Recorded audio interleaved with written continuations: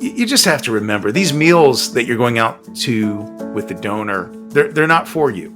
It's not about pleasing yourself. It's not about getting the thing that you want to eat and enjoy the most. It's about handling yourself in a way that represents your organization well, and honors the donor. I mean, really, everything in fundraising, yeah, it is about serving the people that you're trying to benefit. It's, if you're in higher ed, it's about trying to serve the students, right? But after that, it's about serving your donors. It's about doing right by them, giving them a good experience. Welcome to the Abundant Vision Fundraising Podcast. Whether you are a seasoned professional or a first-time fundraiser, we have the advice you need to take your next step toward major gift mastery. I'm your host, Tom Dauber, President of Abundant Vision Philanthropic Consulting. Well, good morning. Here we are in July. I've just gotten back from a week at the lake with my family, just kind of getting back into the swing of things. And it's really been a great week. I mean, we've been able to put out some great shows on the podcast. We are celebrating over 1,000 downloads now. We're enjoying those downloads from across the world. We're in 6 continents. I never really thought we'd get there. So a big thank you to all of our listeners, especially those of you, that are in Asia and Europe and Australia. That's really cool. I've got some lines out. I'm trying to actually get someone to do a download while they're in Antarctica, but we'll see if that happens or not. So fingers crossed. And if you're out there, I don't actually know you personally, but thank you. Anyway, so good things are happening with the podcast, and like I said, I'm just kind of getting back into the swing of things after kind of a lazy week. As I was thinking about things that might be helpful for our listeners, though, there's a lot of things that you learn in fundraising that nobody's going to teach you in a course. Nobody's going to teach you in, any sort of training thing that would happen officially. A lot of these things are things that you just learn by doing, by practicing. I'll never forget, and most of them are kind of embarrassing things or silly things, right? I'll never forget one of my very first donor calls. Was with an old colleague named Rachel. Rachel was a director of development at the dental school when I was a development officer, an entry-level development officer there. And I was just being trained on how to meet with dentists, how to talk with dentists about the school. And I remember going with her and just being totally overwhelmed with all the information that she knew about the school and how well she interacted with people. And it was just so intimidating because I thought, man, I'm never going to be able to speak as knowledgeably about the dental school as she's doing presently. And those were all helpful things to see as a new fundraiser, because it helped me understand the level of learning that really goes into being a successful major gift officer. What I mean is this is if you're going to be a major gift officer representing an organization, especially if it has to do with science or education or something along those lines, you've got to really do your homework. If you're talking about science, like if you're representing a place that does dentistry or pharmacy or something along those lines, you really need to become kind of a student of that profession and a student of those sciences. I'm not saying take a class, though you could. I mean, I think I audited a course at one point just to try and understand the profession better. But if you're going to people that have an interest in those fields who are experts in those fields themselves, and you can't use the terminology and you can't use the language that they use, if you can't sound as if and understand the profession or the industry or the areas of concern, you're not going to have credibility. I'm proud to say in both of my science-based jobs, by the time I was done at each of those roles, I was mistaken both for a dentist and a pharmacist, simply because I learned the language and I understood it, and I could talk about the smell of monomer in the morning in a dental lab. I could talk about, you know, pharmacogenomics. I could talk about all the different sorts of things that were going on in the pharmacy world.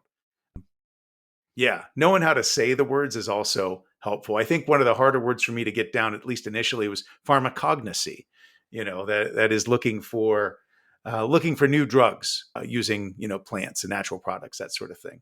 So anyway, all I'm saying is that particular trip with Rachel that day, and I feel like we went to it was someplace northeast Ohio, might have been Massillon, but we went and I got to see her in action. And again, I realized I needed to really study if I was going to be effective as a fundraiser. The other thing that I learned, and this is one of the funny things, I learned that if you're eating with a donor, don't order the pasta with a runny sauce on it. Just don't do that. So I go there, I'm with her, and I order spaghetti, and it's spaghetti with oil and garlic on it. Another mistake. Super garlicky sort of stuff, super oniony. You probably want to avoid that. And so I get this big pile of spaghetti covered with olive oil and garlic. And I'm sitting there twirling it, and the the oil is going all over my shirt because that's just what oil does when you twirl it. And anyway, it was pretty embarrassing because I left that meeting with splotches of oil all over my fancy dress shirt and my tie. Again, things that you aren't necessarily going to be taught when you're in fundraising school or taking a course from at the Eli Lilly school or whatever you're learning there. You really want to think carefully about what you eat. I always try very hard to not order anything that requires me to use my fingers too much. You're not going to order wings, because you imagine tearing into a wing, getting sauce all over your face and your hands at a business meeting, and you're sitting there and you're licking your fingers, and the meeting's over, and you go to shake his hand, and like you've just been licking your fingers. That isn't what you want, right? I highly recommend if you're going out with someone to eat, you know, get a salad. Get a salad with a nice thick dressing on it, ranches, fine, something like that, where it's not going to spray all over the place. You're not going to get your fingers messy. And ask for no onions, right? So that's what I almost always do is I order a salad with a protein on it. And I don't even like to order sandwiches because again, you're using your fingers. Now, I'll say this: if you have to order a sandwich, let's say you meet them at a sandwich place, which I would avoid, right? Really want to go for something where you've seen the menu and you know what's on it. I got to do some homework there. Cut your sandwich in half first, and the reason is over time a sandwich bun degrades, and your fingers are in that sandwich bun, and it's interacting with the mayo or whatever sauce is on there, and the next thing you know, you've got a mushy mess, and again, your hands are a wreck. You just have to remember these meals that you're going out to with the donor, they're not for you. It's not about pleasing yourself. It's not about getting the thing that you want to eat and enjoy the most. It's about handling yourself in a way that represents your organization well, and honors the donor.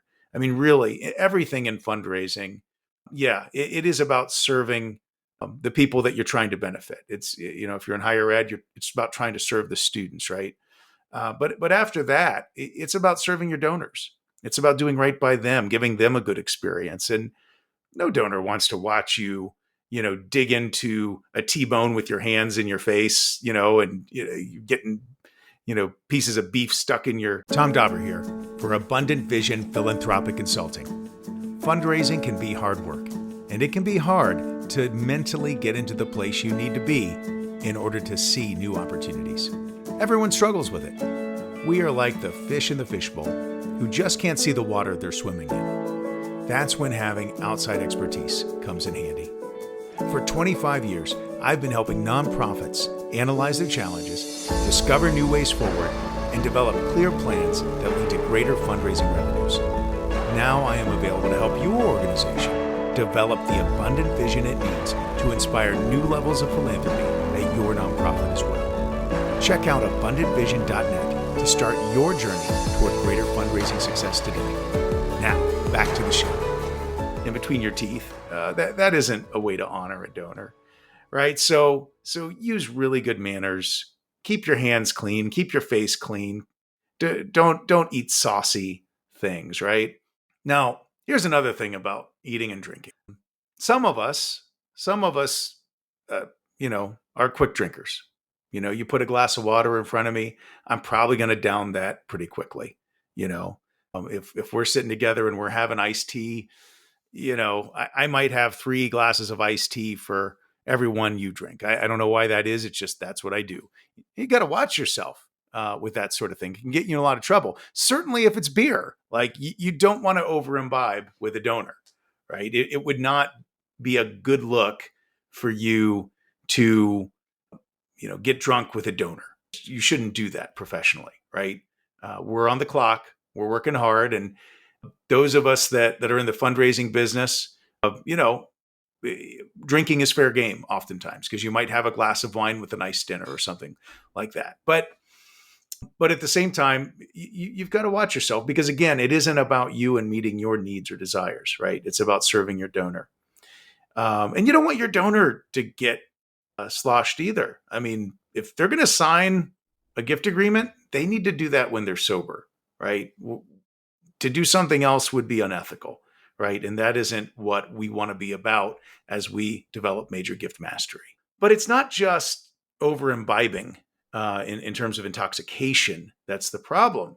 It's frankly having to pee. And the older you get, at least as a guy, and I realize most fundraisers are women, but at least as a guy, as you approach a certain age, you find yourself having to use a restroom a lot more frequently.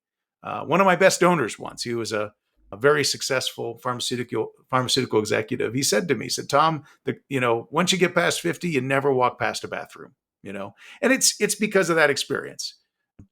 But I'll tell you a story, and this is a little embarrassing, but it really happened. So I'm out with my dean and out with a donor, and her partner, and they wanted to take us to their favorite spot on the beach to have some drinks, and so we're hoping to cultivate a large gift, and so we go, and of course they want to drive, and we're not going to turn them down for that.